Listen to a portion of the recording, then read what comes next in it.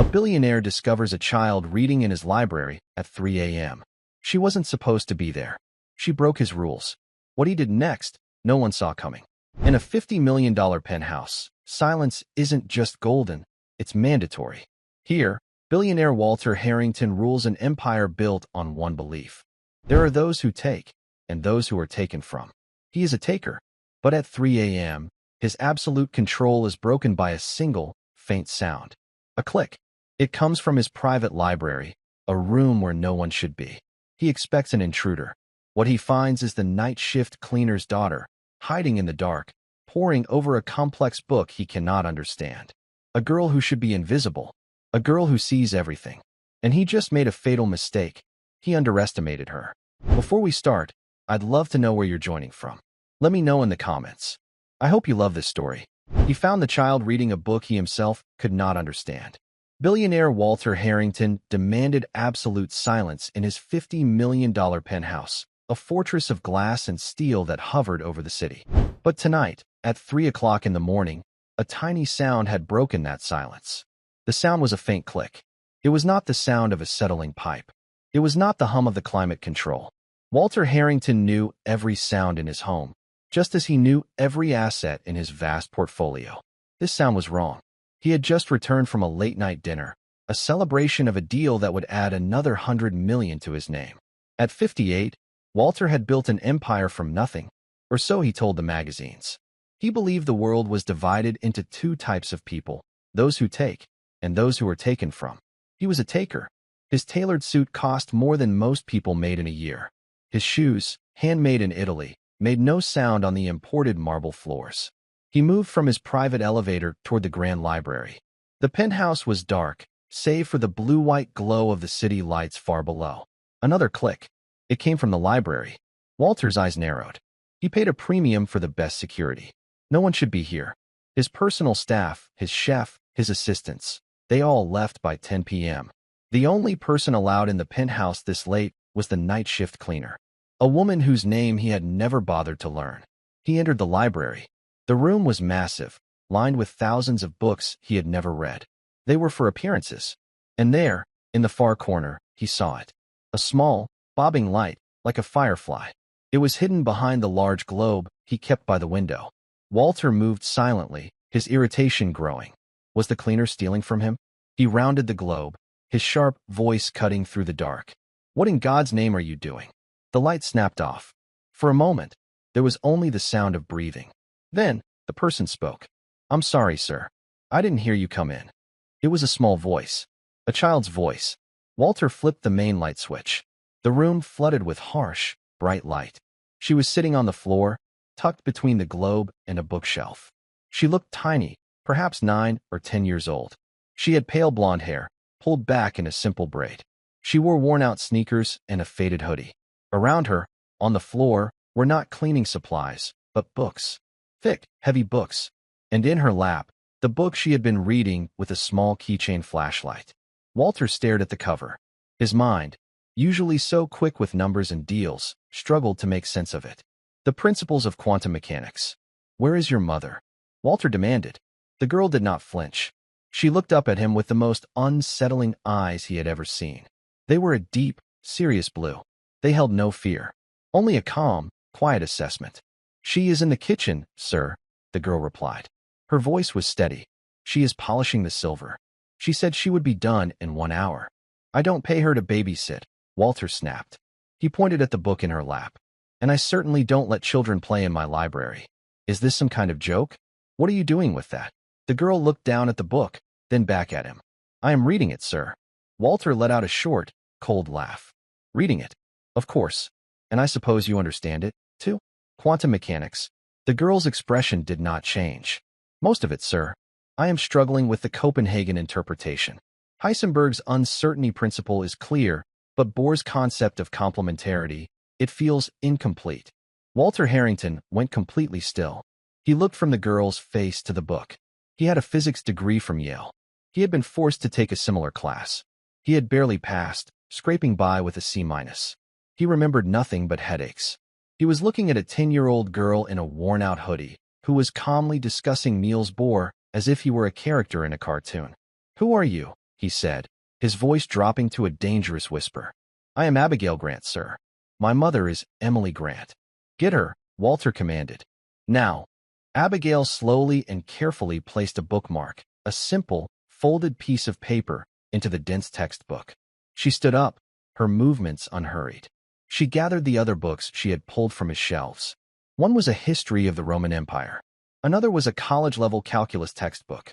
She walked out of the library, leaving Walter alone in the sudden, bright light. He felt a strange, cold sensation in his chest. He looked at the book she had left. He picked it up. It was heavy. He opened it to the page she had marked. The page was covered in equations that looked like a foreign language. He heard frantic, hurried footsteps. A moment later, a woman rushed into the room, wringing her hands. She wore the simple gray uniform of the cleaning service. This was Emily Grant. She was pale, her eyes wide with terror. Mr. Harrington, sir, I am so sorry. I am so sorry. She was not supposed to leave the staff kitchen. I promise. Emily was 40 years old, with the same blonde hair as her daughter, though hers was streaked with gray and pulled into a tight, tired bun. She had been working for Walter for 6 months. She was an excellent cleaner. Efficient, quiet, invisible. Until now. She was in here, Walter said, his voice flat. Reading my books. Stealing, in effect. No, sir. Not stealing. Emily rushed forward, clasping her hands. She just loves to read. She's very smart. She would never take anything. I swear on my life. She had to come with me tonight, Mr. Harrington. Emily pleaded, her voice cracking. She had a fever this morning. I couldn't leave her alone and I cannot afford to lose this shift. The agency is very strict. I made her a small bed in the staff kitchen. I told her to sleep. I just turned my back for a minute. Walter looked at the woman. He saw weakness. He saw desperation. He despised both. You brought a sick child into my home. She's fine now, sir. The fever broke. She's just quiet. She just reads. Please, Mr. Harrington. It will never happen again. Abigail had reappeared in the doorway. She stood silently, watching her mother plead. Her face was a mask of perfect, cold calm. It certainly will not happen again, Walter said. He looked past the mother to the child. You, he said to Abigail, think you're clever, don't you? Reading big books. Playing grown-up. Abigail said nothing. Let me teach you a lesson, child, Walter said, stepping closer. He felt his power returning. It doesn't matter how many books you read. It doesn't matter what you think you know. In this world, you are either born to rule, or you are born to serve. People like you serve. You clean toilets. You polish silver. You do not read quantum physics in my library. Emily Grant gasped, a hand flying to her mouth. Sir, please. She is just a child. She is a child who needs to learn her place, Walter said, his voice like ice. Just like her mother. A flicker of something new crossed Emily's face. Her fear was replaced by a spark of steel. My place, Mr. Harrington? My place is doing an honest night's work. It's raising my daughter to be better than me. My father fought for this country. He was a good man. He taught us that there is no shame in work. Your father, Walter scoffed, was probably some grunt who followed orders. I give orders. That is the difference. That is the place you fail to understand. That was when it happened. For the first time, the girl, Abigail, reacted. Her head snapped up. Her blue eyes, no longer calm, fixed on Walter Harrington. The look was not one of childish anger. It was a look of pure, concentrated ice. It was a look of sudden, terrible understanding. Walter felt that cold prickle in his chest again. For a half-second, he felt like he was the one being analyzed. Abby, no, her mother whispered, grabbing her arm. Let's go. You are fired, of course, Walter said, turning his back on them both. He waved a hand dismissively. I want you out of my building in 5 minutes. I will inform the agency you are never to be allowed on my properties again. Sir, please. I need this job, Emily cried. 5 minutes, Walter repeated, walking toward his bar to pour himself a drink. He heard the mother begin to sob, a quiet, defeated sound. He heard her take her daughter's hand. Come on, baby. We have to get our things. He listened to their footsteps retreat. The mother's, hurried and broken. The daughter's, slow and measured. As she reached the doorway, Abigail stopped. She turned and looked back at Walter Harrington. He was standing with his back to her, admiring the city lights, a glass of expensive brandy in his hand. She did not say a word, but her mind was working. She was not just a girl who liked physics. Abigail Grant had a gift. A gift her mother called her memory trick. Doctors called it eidetic memory. Abigail called it the library in her head. She never forgot anything she saw or heard. For 6 months, while waiting for her mother to finish her shifts, she had been watching. She had waited in the staff kitchen. But sometimes, her mother had let her sit quietly in the study while she vacuumed the main hall. Abigail had seen the papers on Walter's desk. She had seen the diagrams on his whiteboards. She had overheard the phone calls he took on his speakerphone, where he shouted about zoning changes and leveraged buyouts. To her, they were just shapes and sounds, puzzles, numbers. But tonight, the man who owned those numbers had insulted her mother. And, worse, he had insulted her grandfather. Michael Grant was not some grunt. He was a decorated war hero. He was the kindest, strongest man Abigail had ever known. He was the one who taught her to read. He was the one who told her that her mind was a gift, not a burden. As Abigail stood in the doorway, she looked at the desk across the hall. She saw a file left open. She saw a name, Harrington Global, and next to it, a list of other names, ones she didn't recognize. Apex Holdings, Clearwater Investments, Project Nightingale. She took a mental picture. Click. She looked at the whiteboard in his study, the one he hadn't erased. It was a map of money, moving between boxes. Click.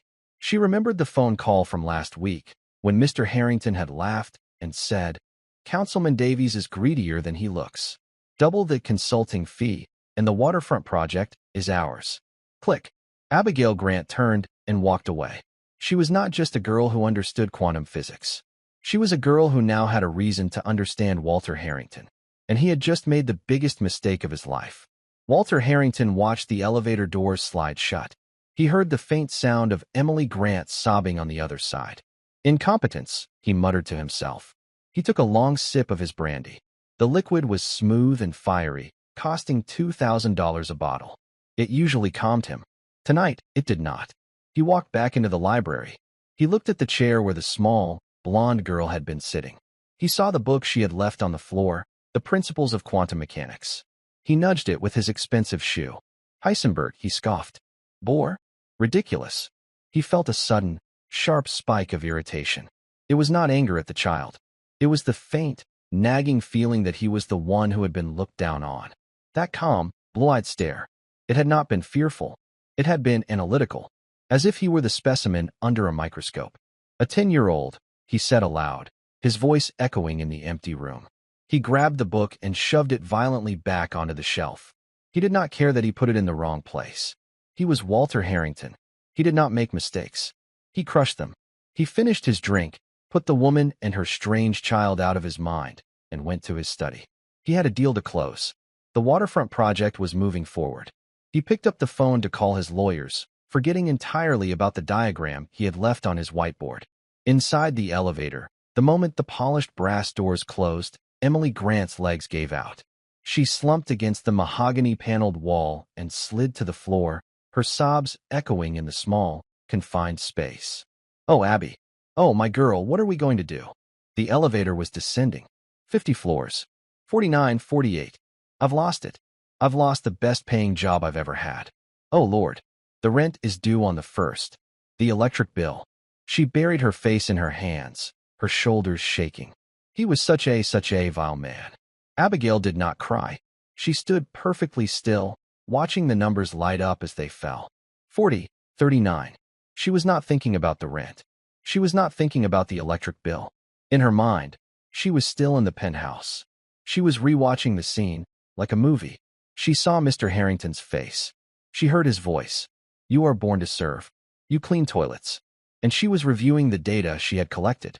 The whiteboard in his study. It was a flow chart. A box at the top labeled H Global. Arrows pointed down to 3 smaller boxes. Apex Holdings. Clearwater Investments. Project Nightingale. Money moved from the small boxes to the big one. But arrows also pointed sideways to a box labeled CD Consulting. Click. The file on his desk. Open. A list of property deeds. All along the waterfront. Click. The phone call from last week. She had been quietly reading in the kitchen, but he used his speakerphone. His voice was loud, booming. "Councilman Davies is greedier than he looks. Double the consulting fee, and the waterfront project is ours. CD Councilman Davies. The elevator chimed softly, opening to the grand, empty lobby. The night security guard, a man named Frank, looked up from his desk. He saw Emily's tear-streaked face. He looked at Abigail, pale and silent. Mrs. Grant? Everything all right. Frank was a kind man. He always gave Abigail a piece of hard candy when she came in. I've been let go, Frank, Emily whispered, pulling her thin jacket tighter. Frank's face fell. He knew what a late-night firing from Mr. Harrington meant. Oh, Emily. I'm so sorry. It's 3:30 in the morning.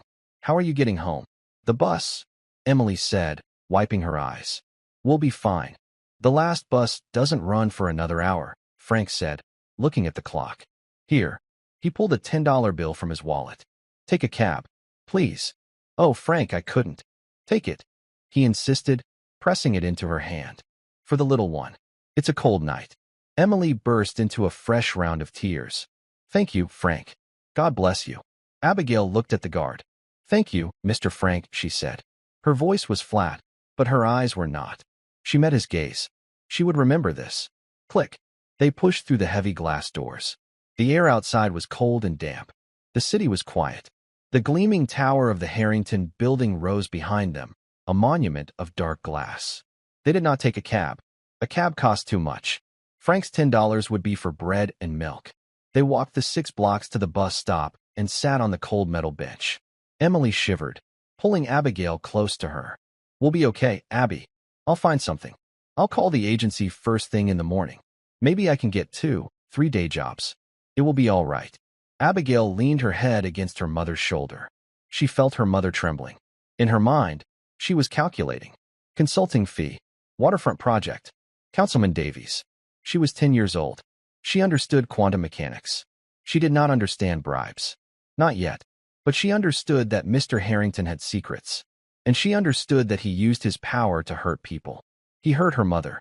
He hurt Mr. Frank, who was afraid of him. And he insulted her grandfather. The man he called a grunt. The bus finally came, rattling to a stop. They were the only ones on it. The ride took 40 minutes. They moved from the clean, wide streets of downtown to the narrow, cracked streets of their neighborhood.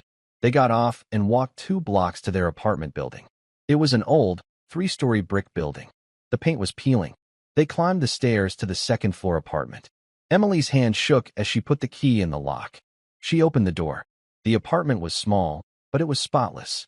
A worn-out sofa, a small television, a smell of coffee and old books. A light was on in the kitchen. Emily? Abby, is that you? A man's voice, warm but tired. An older man walked out of the kitchen. He was tall, but he leaned heavily on a wooden cane. He wore simple pajamas and a faded blue bathrobe. This was Michael Grant. He was 72 years old. His hair was snow white, but his eyes were the same deep, sharp blue as his granddaughter's. He had been a captain in the army. He had served 2 tours. He had a pin in his hip and a chest full of medals he kept in a wooden box. He saw Emily's face, red and swollen from crying. He saw Abigail's, pale and set. Emily? What's wrong? What happened? Emily's composure broke again. She fell into her father's arms, her story tumbling out in a rush of sobs and whispers. He found her, Dad, in the library, he said. He said such awful things. He called her. He called me, and he fired me. He fired me, Dad. I don't know what to do. Michael Grant held his daughter. He looked over her head at Abigail, who was standing in the doorway, watching them. His face, usually so kind, hardened. Not with anger, but with a deep, cold sorrow. He had seen men like Walter Harrington before, on battlefields and in boardrooms.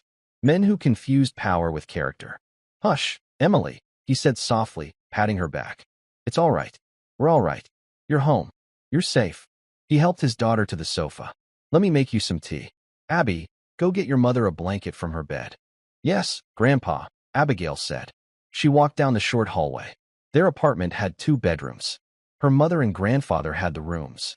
Abigail slept on a small cot in the living room, curtained off for privacy. But her room was a tiny closet she had converted. She went to her mother's room and pulled the heavy quilt from the bed. As she walked back, she passed her own little space. She stopped. She looked at her mother, who was now quietly weeping on the sofa. She looked at her grandfather, who was standing in the kitchen, his back to her, his shoulders set. He was filling a kettle with water. His hand, the one not on the cane, was clenched into a fist. Abigail did not go back to the living room. She ducked behind her curtain. There was a small desk, a reading light, and a shelf. On the shelf were not children's toys, but stacks of books. Old paperbacks, biographies, history, math textbooks she got from the thrift store. She pulled out a simple, spiral-bound notebook, the kind for school. She sat at her desk. She opened to a clean page. She took a pencil. Her hand was perfectly steady.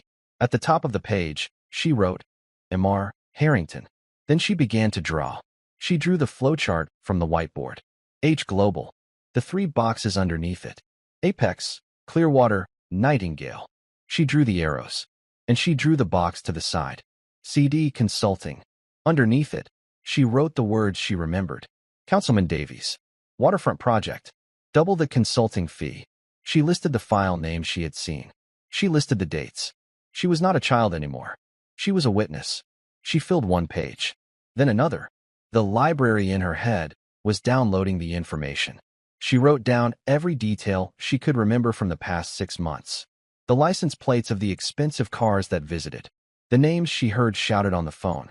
The scraps of paper she'd seen in his wastebasket before her mother emptied it. She was so focused, she did not hear her grandfather approach. Michael Grant stood in the opening of her curtain, leaning on his cane. He had brought her a small glass of milk. He stopped. He looked at the notebook. He saw the diagrams. He saw the names. He was a veteran. He was trained in strategy. He knew what he was looking at. It was not a child's drawing. It was a map. Abigail, he said, his voice very quiet. Abigail jumped, her hand flying to cover the page. It's just me, sweetheart, Michael said gently. He sat on the edge of her cot. It creaked under his weight. He looked at her, his blue eyes searching her face. Your mother told me what he said. About me. Abigail's lower lip trembled.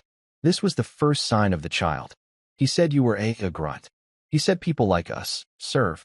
He said it like we were dirt. He is a fool, Abby, Michael said. A man's worth is not in his bank account. It is in his word. In his honor. That man has no honor. He pointed to the notebook. What is this, my girl? Abigail hesitated. Only her grandfather knew about her memory trick.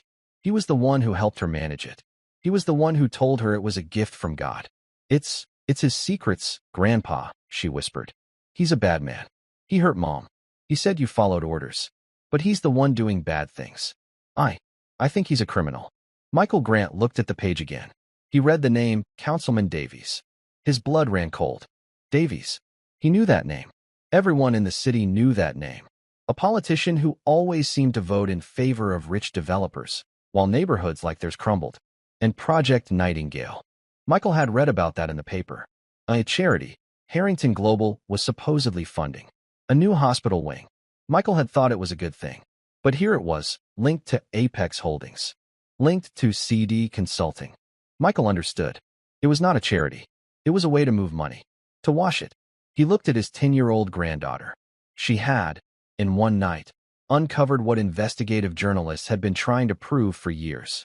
Abby, he said, his voice heavy. He placed his large, worn hand over hers. This is very dangerous. You understand that, don't you? He's a bully, Abigail said, her voice small but hard. You taught me to stand up to bullies. I did, Michael said. But this is a different kind of bully. This is a man who can crush people without ever touching them. He looked at Emily, asleep on the sofa, exhausted from crying. He just crushed your mother. I want to crush him, Abigail said. Michael looked at her, startled by the cold fury in her voice. He saw himself in her. He saw that same iron will. Justice is not about crushing people, Abby, he said. It's about balance. It's about making things right. He tapped the notebook. This is just information. It is not proof. Not yet. A child's memory is not enough to stop a man like that. Then we get proof, Abigail said. Michael sighed. He looked around the small, poor apartment. He looked at his brilliant granddaughter. Walter Harrington had made a terrible mistake. He had not just insulted a cleaner. He had not just insulted a veteran. He had given them a reason to fight back. First, Michael said, closing the notebook. We need to survive. Your mother needs a job. We need to pay the rent. We cannot fight a war if we cannot eat. And then, Abigail asked. Michael looked at the notebook, his eyes narrowing. And then, we find someone who knows how to read your map. The next morning, the small apartment was filled with the smell of old coffee and the quiet sound of the television news. Emily Grant was already dressed, her face scrubbed clean, her hair pulled back. She had ironed her best blouse. "I'll call the agency first thing," she said, her voice strained with false optimism. "Mrs. Gable likes me. She'll find me a new placement.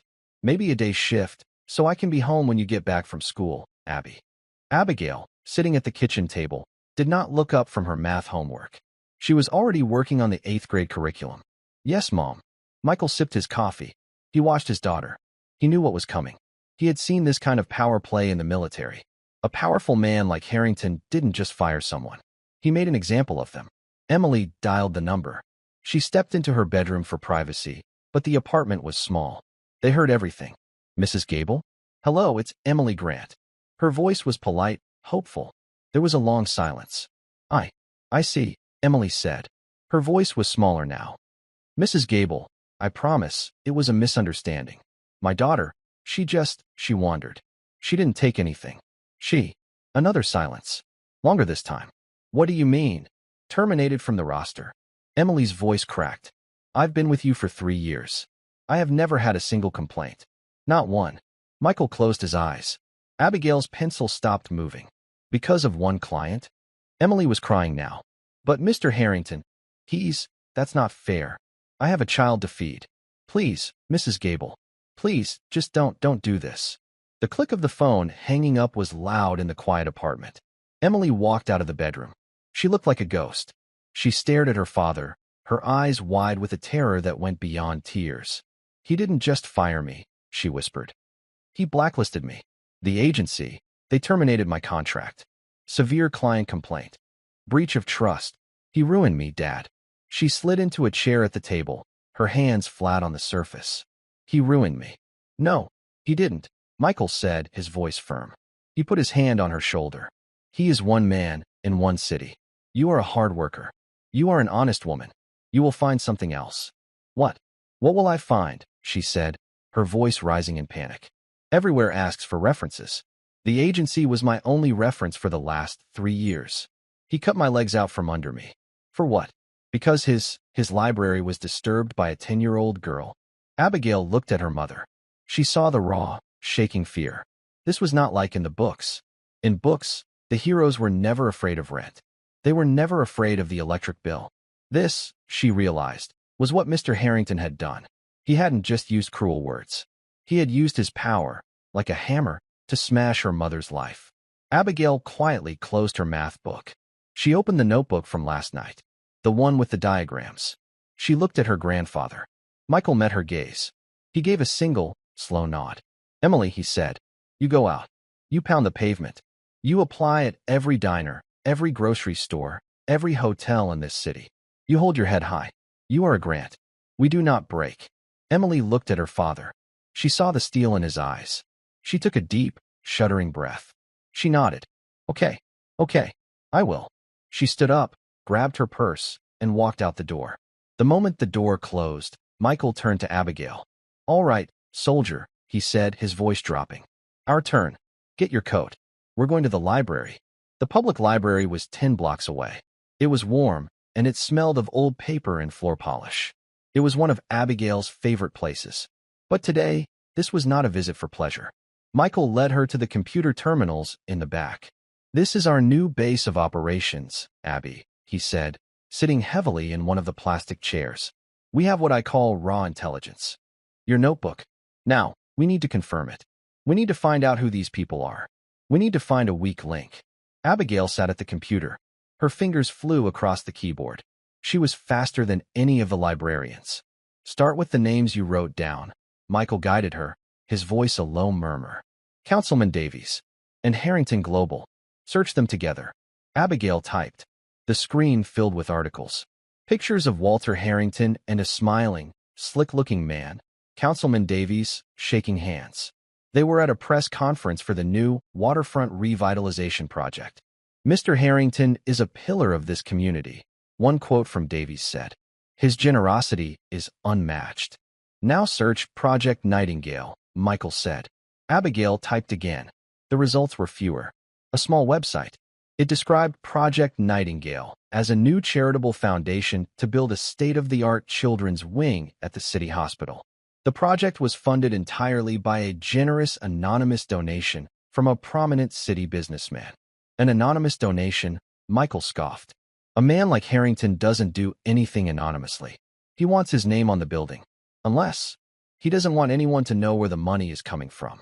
Go deeper, Abby, who is on the board of directors for Project Nightingale. Abigail clicked through the site. She found the About Us page. She found the list of board members. It was a short list. A president, a secretary, and a treasurer. Now, Michael said, leaning in. Open a new window. Search for the other companies on your list. Apex Holdings and Clearwater Investments. Abigail searched for Apex Holdings. It was a simple, one-page website. A financial group. She looked at the Our Team page. She found the CEO. She froze. What is it, Abby? Grandpa, she said, her voice barely a whisper. The CEO of Apex Holdings, his name is Robert Shaw. He's the same man listed as the treasurer for Project Nightingale. Michael's eyes lit up with a cold fire. Got him, he breathed. That's the bridge. That's how he's moving the money. Harrington gives the bribe to Davies. Davies, through some channel, donates it to Project Nightingale. The charity then pays Apex Holdings, Harrington's own company, for financial management or construction fees. He's washing it, making dirty money clean. Abigail looked at her grandfather. He's stealing. He's doing worse than that, Abby. He's stealing from the city. He's using a children's hospital to hide it. That is the man who called your mother a servant. Abigail's face was grim. She looked back at the screen. We have the how, Grandpa, she said, echoing his words from last night. But we don't have proof. This just looks suspicious.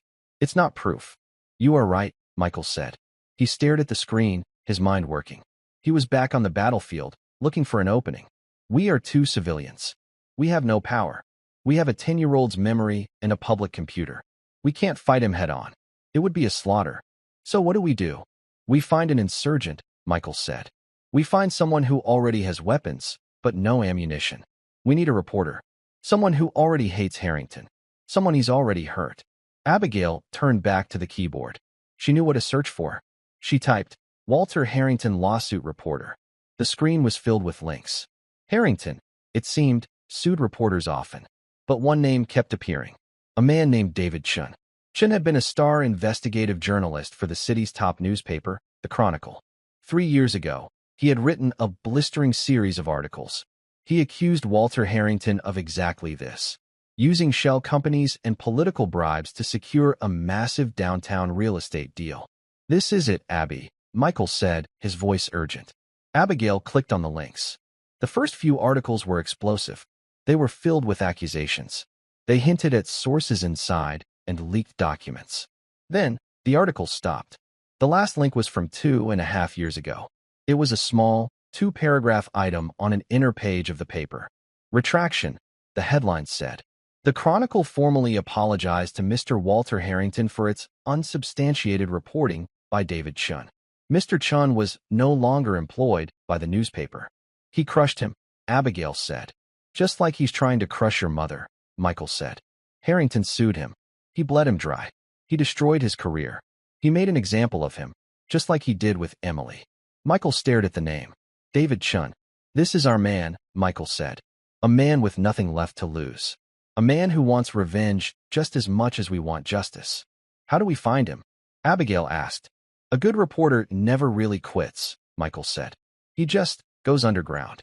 It took another hour. They found him. David Chun was not at the Chronicle anymore. He was not at any paper. He ran a small, independent blog. It looked old. It was just text. He posted about city council meetings, zoning laws, and budget reports. Nobody read it. His headquarters was listed as a P.O. box. But at the very bottom of the page, there was a contact link and a phone number. Michael wrote it down on a scrap of paper. That night, the apartment was dark, except for the dim light over the stove. Emily had returned, her feet aching, her face a mask of defeat. She had handed out 12 resumes. She had filled out 8 applications. Not one person had called her back. She had eaten a small bowl of soup and fallen asleep on the sofa, still in her clothes. Michael sat at the kitchen table. The only sound was the hum of the old refrigerator. He looked at the scrap of paper with the phone number. He looked at Abigail, who was sitting across from him, her notebook open. "Abigail," Michael said, his voice so quiet it was almost a whisper. "You need to understand what we're doing. This is the point of no return. Once I make this call, we are in the fight. It will be dangerous. This man, Harrington, he won't just fire us. He will try to destroy us. All of us. Your mother, too." Abigail looked at her mother, asleep on the sofa.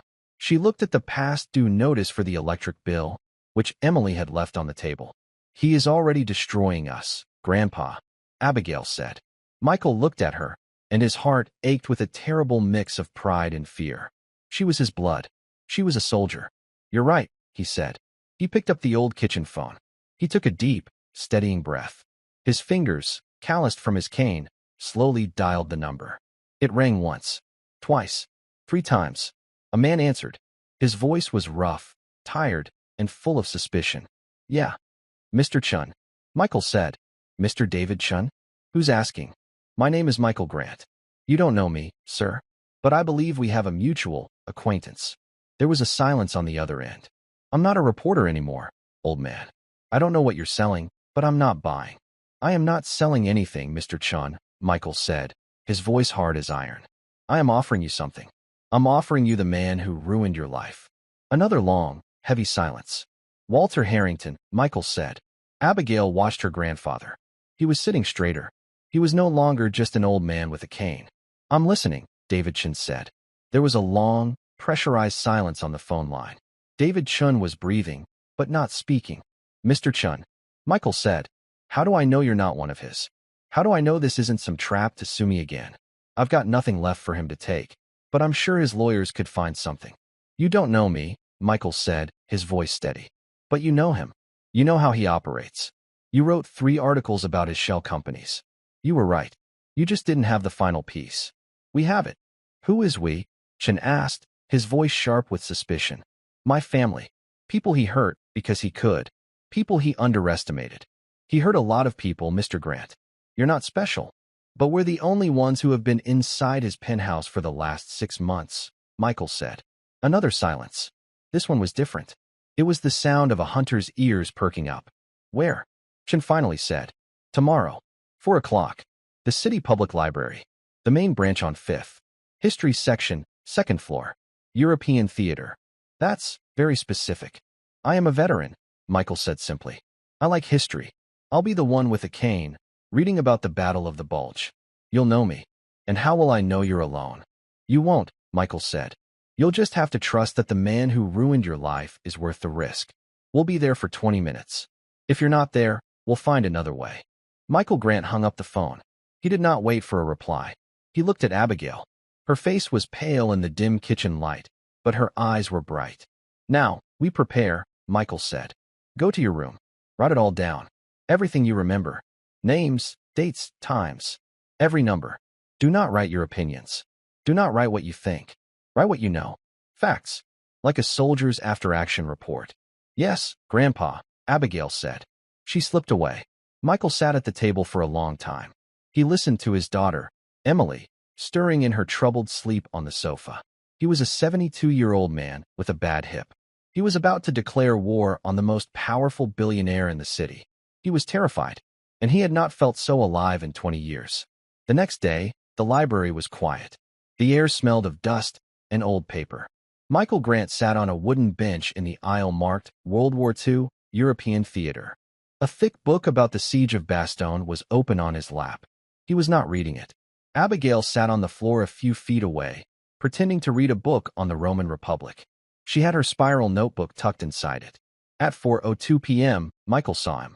He was not the polished, confident reporter from the old newspaper photos. This man looked like he lived in his coat. He was thin, with dark circles under his eyes. His hair was messy. He looked, Michael thought, like a man who had been defeated. David Chin walked past the aisle, his eyes scanning. He looked at Michael. He looked at Abigail. He scoffed, a small, bitter sound, and started to walk away. He had expected a corporate whistleblower, a disgruntled partner, not an old man and a 4th grader. Mr. Chun, Michael called out, his voice quiet but firm. David stopped. He turned around slowly. He walked back, his hands shoved deep in his pockets. Mr. Grant, thank you for coming, Michael said. This is my granddaughter, Abigail. David's eyes flicked to Abigail, then back to Michael. He looked angry. A joke. You're pulling a joke. This is no joke, sir, Michael said. You brought a child into this? What is this, a Make-A-Wish Foundation visit? You want me to write a story about your smart grandkid? I told you, I'm not a reporter. She is the reason we are here, Michael said, his voice dropping to a whisper. She is the source. The source, David repeated, his laugh a harsh, dry sound. The source for what? The cafeteria menu? Get out of my way. He turned to leave. Project Nightingale, Abigail said. Her voice was not loud, but it cut through the dusty air like a knife. David's chin froze. His back was to them. He did not move for a full 5 seconds. Slowly, he turned around. He looked at Abigail. His face was pale. What did you say? Abigail stood up. She was small, but she held herself with a strange, adult stillness. Project Nightingale is the shell company, she said, her voice clear and flat, as if she were reciting a multiplication table. You thought it was a company called Aria Investments when you wrote your article. You were wrong. Aria was a decoy. The real one is Nightingale. It's registered as a 501c3 charity. That's how he's washing the money. David took a step closer. He was not laughing. How do you know that name? I saw the diagrams on Mr. Harrington's whiteboard, Abigail said. He's taking bribes from Councilman Davies for the new waterfront project. But Davies doesn't pay him directly. The bribe money is donated to Project Nightingale. It looks like a clean, charitable gift to build a new hospital wing. David stared at her, his mouth slightly open. How? The money doesn't stay there, Abigail continued, her eyes locked on his. The charity then has expenses. It pays for financial management and construction oversight from a company called Apex Holdings. Apex Holdings is run by a man named Robert Shaw.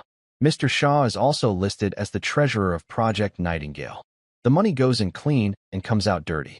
It's not a donation. It's a laundromat. David leaned against the bookshelf. He looked as if he'd been punched in the stomach. I had Shaw, he whispered. I knew Apex was dirty, but I couldn't tie it to Harrington. I couldn't find the bridge. Nightingale. My God. He looked from Abigail to Michael. Who are you people? I am Michael Grant, Michael said, standing up with the help of his cane. My daughter, Emily, was Walter Harrington's night cleaner. He found my granddaughter in his library. She was reading physics. Quantum mechanics, Abigail added quietly. Heisenberg's uncertainty principle.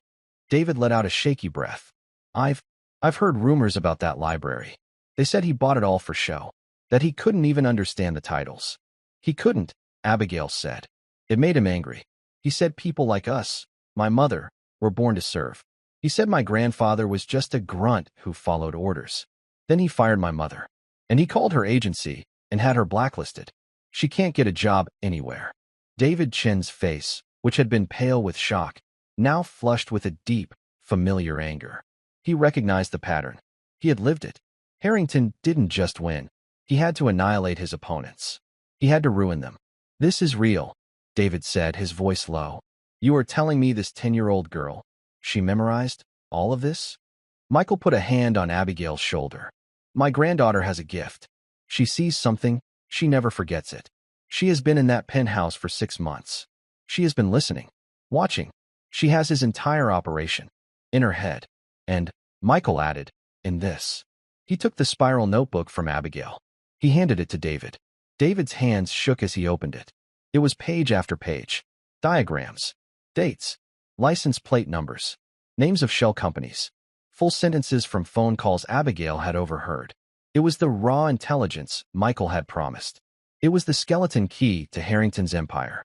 This is everything, David whispered. This is what he sued me for. This is the truth. He looked up, and for the first time, the broken, defeated look was gone. His eyes were sharp. The reporter was back. Okay, David said, his voice suddenly crisp and professional. He snapped the notebook shut. Okay, Mr. Grant. Abigail, here is what we do. This is not a news story. We take this to the paper. Harrington's lawyers will tie us in knots before it even hits the press. He owns the publisher. He'll call it the ramblings of a child and a disgraced reporter. We'll be crushed. So what do we do? Michael asked. This isn't journalism, David said, his voice hard.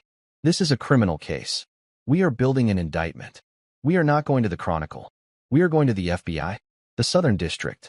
We are talking wire fraud, public corruption, and racketeering. Michael nodded. We are in your hands, Mr. Chun. Call me David. And we're not ready. Not yet. He tapped the notebook. This is our map. It's perfect, but it's not evidence. A jury can't cross-examine a 10-year-old's memory, no matter how perfect. We need one piece of paper, one hard document that validates everything in this book. We need a bank statement, a wire transfer, an email. How do we get that? Michael asked. David looked at the notebook again. He pointed to one of the names Abigail had circled a dozen times. We go after the weak link, David said. Robert Shaw, the money man, the CEO of Apex and the treasurer of Nightingale. A man like Harrington never gets his own hands dirty. He uses men like Shaw. Shaw is the one committing the fraud. He is the one who will go to prison if this comes out. Harrington will throw him to the wolves to save himself. So we find him? Michael said. We scare him, David corrected. We make him believe the ship is sinking, and Harrington is going to let him drown. We make him understand that his only chance is to turn state's witness. We get him to give us the proof we need in exchange for a lifeline. How? Abigail asked. David looked at the two of them, the old soldier and the child genius. This was the strangest army he had ever seen. I'm going to need to dig, David said. I need to find out where Shaw eats, where he drinks, where he lives. I need to find his weakness. You too. You've done the impossible. You've given us the weapon. Now, you need to let me aim it. Go home. Stay quiet. Do not, under any circumstances, go near that building or anyone associated with Harrington. I will find you. He grabbed the notebook. Can I? She has a copy, Michael said. She made 2 more last night. From memory. David Chin stared at Abigail. He gave a single, astonished laugh. He picked the wrong family to mess with. Yes, sir, Michael said, gripping his cane. He did. For 3 days, the small apartment was silent. Emily Grant went out every morning and came back every evening, her shoulders a little more slumped, her face a little paler. The rejections were piling up.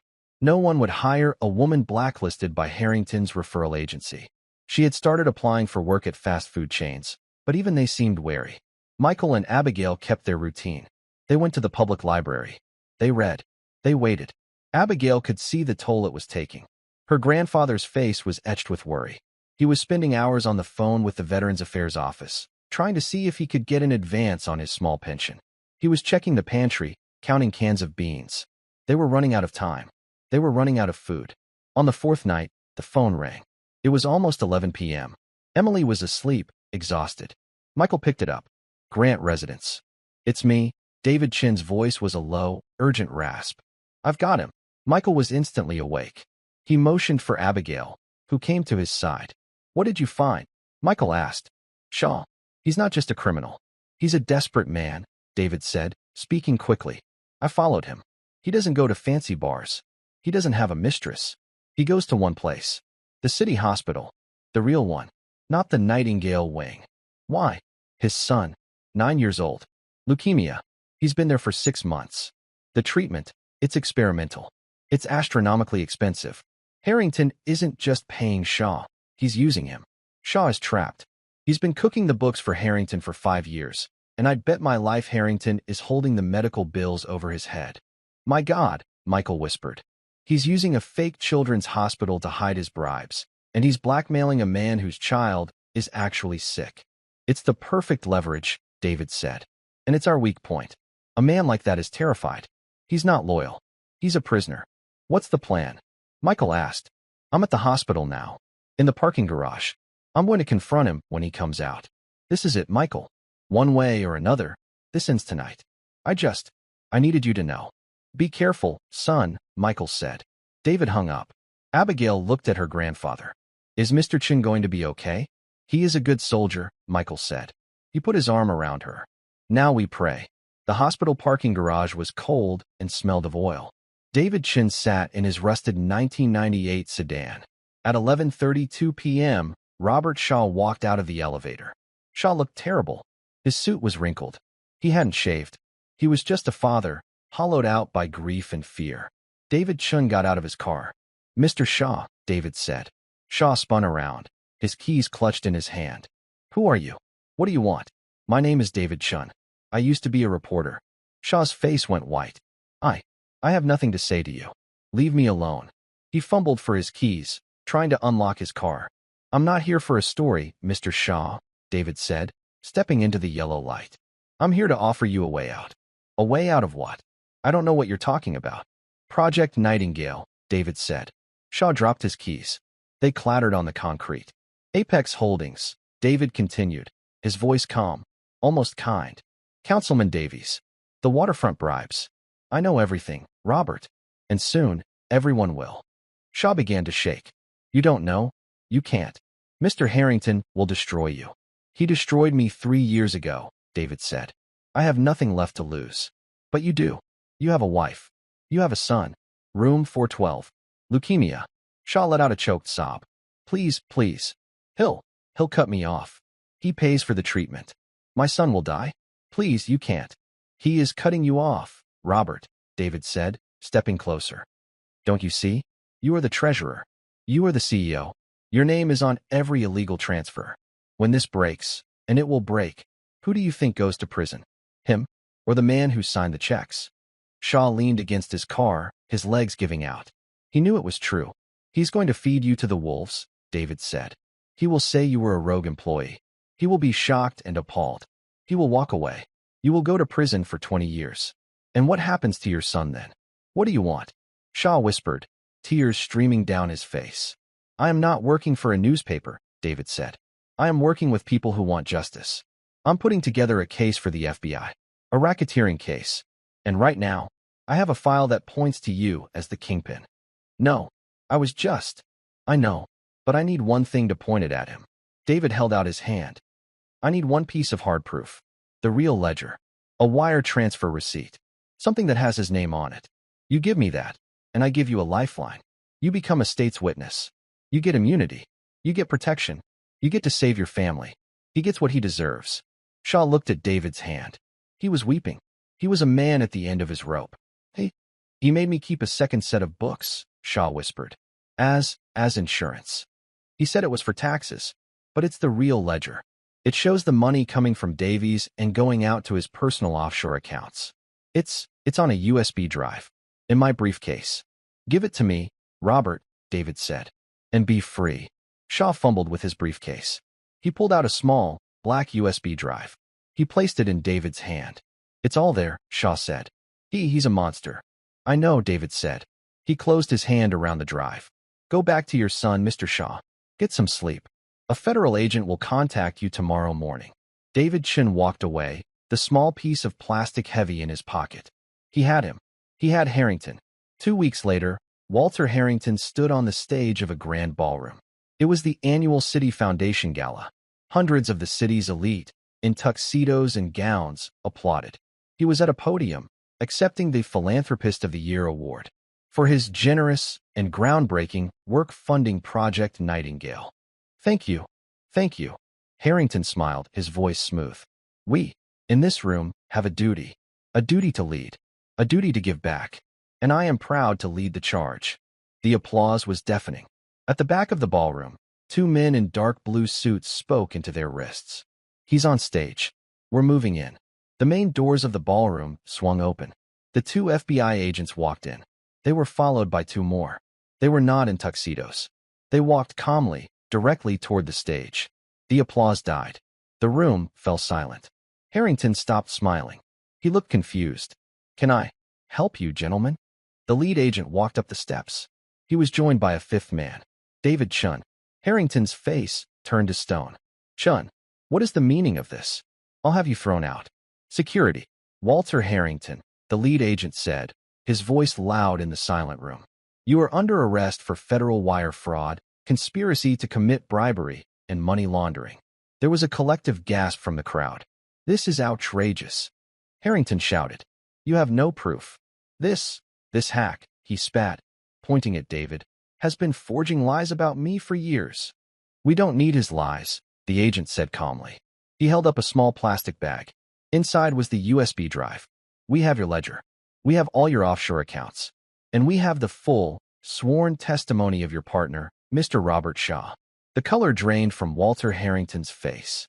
He finally understood. He had been beaten. The agents pulled his hands behind his back. The sharp, metallic click of the handcuffs echoed through the ballroom. What he did next shocked everyone, David Chin thought, as he watched the billionaire being led off the stage. In a small apartment across town, the television news was electric. Taken away in handcuffs, in front of the city's most powerful people. Walter Harrington, the man who owned this city, is done. Emily Grant sat on the sofa. She was not crying. She was just still. Michael Grant sat beside her, his hand on her back. Abigail sat on the floor, watching the screen. She watched the man who had called her mother a servant, who had called her grandfather a grunt, being put into the back of a police car. He looked small. The news anchor cut to a reporter on the scene. It was David Chun, surrounded by microphones. Mr. Chun, your reporting was just vindicated. How do you feel? David looked into the camera. He looked tired, but he was smiling. I feel like, for the first time in a long time, the right people won. Mr. Harrington made a fatal mistake. He underestimated the people he hurt. He thought they were invisible. He forgot that the people who clean the floors and wait in the kitchens, they see everything. The news anchor came back. An incredible turn of events. A story of greed, corruption, and ultimately, justice. All brought about by an anonymous tip. In the apartment, Michael turned off the television. The room was quiet. Emily let out a long, slow breath. It's over, she whispered. Michael looked at Abigail. He put his hand on her blonde hair. You did it, my girl. Your grandfather is very proud of you. Abigail looked up at him. She thought about Mr. Harrington. She thought about his library, full of books he never read. He was right about one thing, Grandpa, she said. Michael looked at her, confused. What's that, sweetheart? He said the world is divided into two types of people. Abigail picked up her backpack. She pulled out a book from the library. It was not physics. It was a thick, heavy book. The fundamentals of contract law. He was just wrong about which was which, she said. She opened the book, took out a pencil, and began to read. And that's where we'll end the story, with justice served, not by armies, but by a book of contract law in the hands of a child who was never supposed to be there. I hope this gave you a chance to step out of the everyday and just drift for a bit.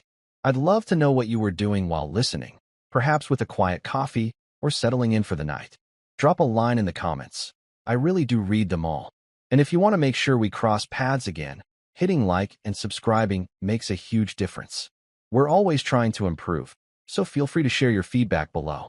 Thanks for spending this time with me.